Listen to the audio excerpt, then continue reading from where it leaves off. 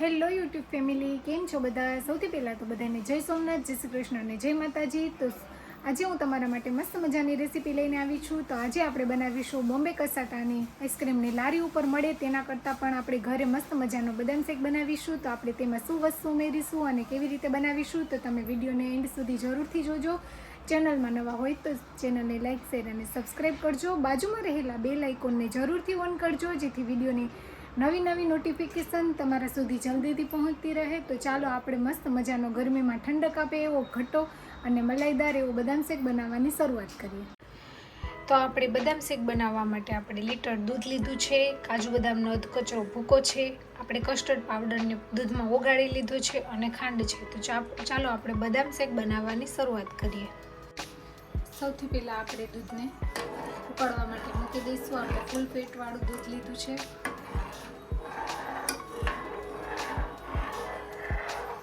ધીરે ધીરે દૂધને ચલાવતા રહીશું.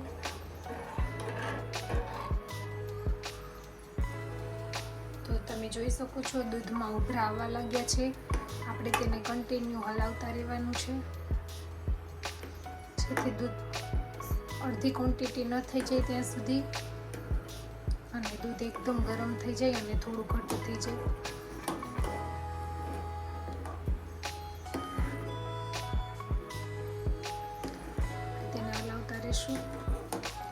જો મારી ચેનલમાં નવા હોય તો ચેનલને સબસ્ક્રાઈબ કરજો, લાઈક કરજો, શેર કરજો.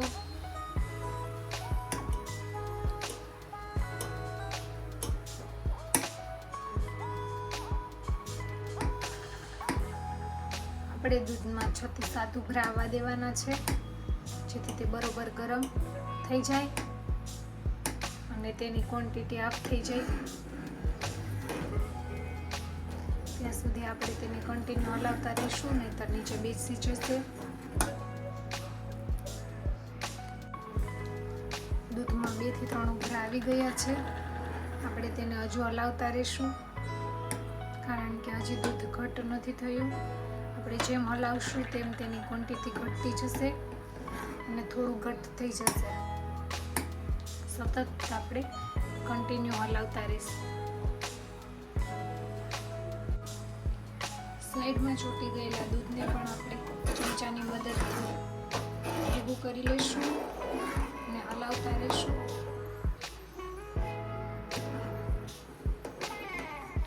હવે આપણે થોડું ઉમેરવાનું છે કસ્ટર્ડ પાવડર.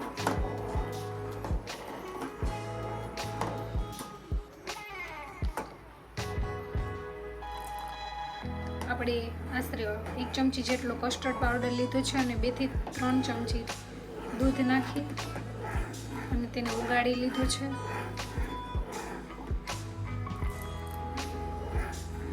આપણે એકસાથે નથી નાખી દેવાનો, થોડું કરતા કસ્ટર્ડ પાવડર ઉમેરવાનો છે.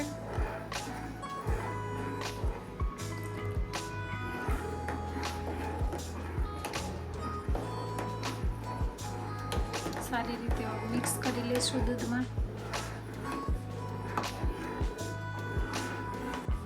હવે આ સ્ટેજ ઉપર આપણે 3 ચમચી ખાંડ લીધી છે, એડ કરીશું.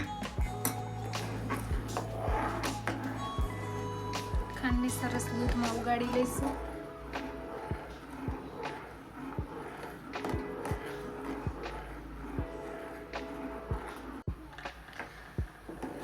ફેમિલી, તમે મિલ્ક પાવડર પણ એડ કરી શકો છો, પણ આપણે ફક્ત કસ્ટર્ડ પાવડર જ નાખ્યો છે. અને તમે બદામની પેસ્ટ કરી, બદામને પલાળી અને તેને મિક્સરમાં પેસ્ટ કરી અને ઉમેરી શકો છો. પણ થોડી અધકચરી કતરણ કરી છે, જેથી તે ખાવામાં આવે તો એકદમ ક્રન્ચી લાગે.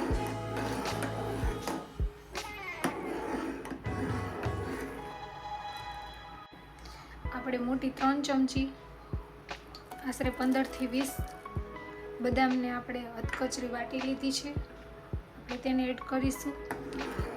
ઘણા લોકો પેસ્ટ પણ એડ કરે છે, પણ આનાથી સ્વાદ એટલો મસ્ત આવે છે. હવે આપણે તેને 3 થી 4 મિનિટ માટે ઉકળવા દઈશું. તમે જોઈ શકો છો કેટલો ઘટ્ટ થઈ ગયો છે.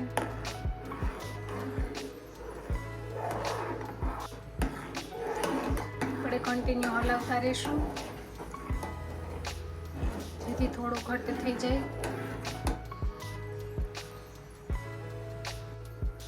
તો ફાઇનલી 6 થી 7 મિનિટ જેવો સમય થઈ ગયો છે અને આપણી દૂધની ક્વોન્ટિટી અડધી થઈ ગઈ છે. સાઈડમાંથી આપણે ઉખેડી લેવાનું છે બધું. એકદમ ઘટ્ટ થઈ ગયો છે. હવે આપણે ગેસની ફ્લેમ ઓફ કરી દઈશું અને તેને ઠંડુ થવા દઈશું. અડધી કલાક માટે તેને ઠંડુ થવા દઈશું. તો ફાઇનલી બદામ શેક થોડો ઠંડો થઈ ગયો છે. આપણે તેને બીજા વાસણમાં ટ્રાન્સફર કરી લેશું. તમે જોઈ શકો છો કેટલો ઘાટો છે. આપણે 1 લીટર દૂધમાંથી અડધો લીટર દૂધ રહે તેટલો બદામ કર્યો છે. હવે આપણે તેને ફ્રીજમાં સેટ થવા માટે 2 થી 3 કલાક માટે મૂકી દઈશું. તો 2 થી 3 કલાક ફ્રીઝરમાં સેટ કર્યા પછી આપણો બદામ શેક તૈયાર છે. આપણે તેને સર્વ કરીશું.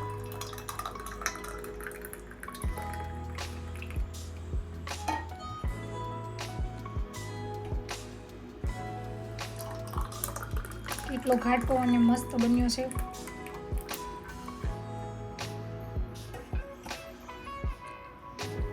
આપણે ઉપરથી થોડી બદામ ગાર્નિશ કરીશું.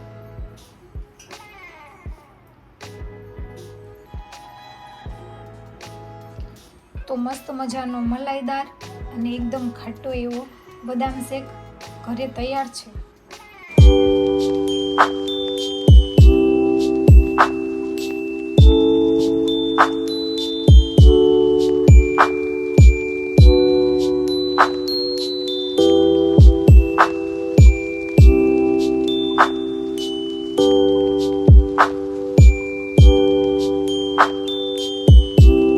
ફેમિલી, આજની બદામ શેકની રેસીપી તમને કેવી લાગી તે કોમેન્ટ કરીને જણાવજો અને તમે ઘરે બદામ શેક કેવી રીતે બનાવો છો તે પણ કોમેન્ટ કરીને જણાવજો. તો આજની બદામ શેકની રેસીપીનો વિડીયો તમને સારો લાગ્યો હોય તો ચેનલને લાઇક, શેર અને સબસ્ક્રાઈબ કરજો.